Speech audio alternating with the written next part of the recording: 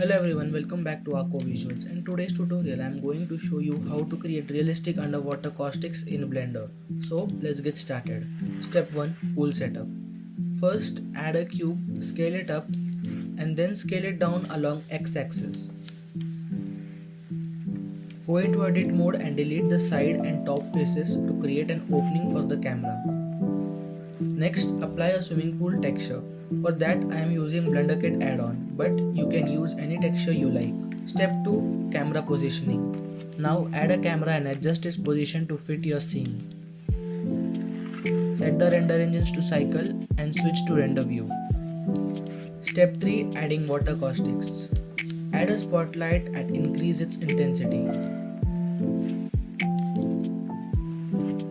And in the shader editor, select the spotlight and enable use nodes. Import the water caustic PNG image and connect it to the emission node. This gives us the water caustic effect. Tweak the intensity, blend, spot size and radius. Also don't forget to rotate the light to find the best angle for your scene. Step 4. Creating underwater look. To give it an underwater feel, add a cube and scale it around the scene. Then in the shader editor, create a new material, delete the principal BSDF and add a principal volume node. Set the density to 0.01 and anisotropy to 0.7 for the light scattering. Step 5. Adding water surface. For the water surface, add a plane and scale it.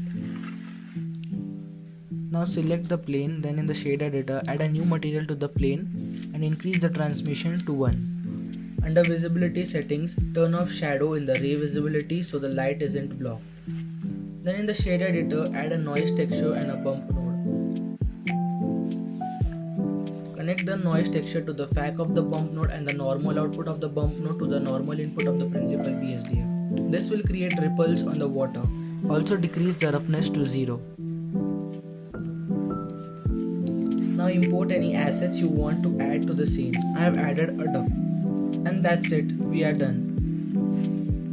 Go for the final render, do some color grading and appreciate your work. If you like this tutorial, make sure to hit the like button and subscribe for more Blender tips and tricks. You can also follow me on Instagram where I post some amazing cinematic visuals. Thanks for watching and I'll see you in the next video.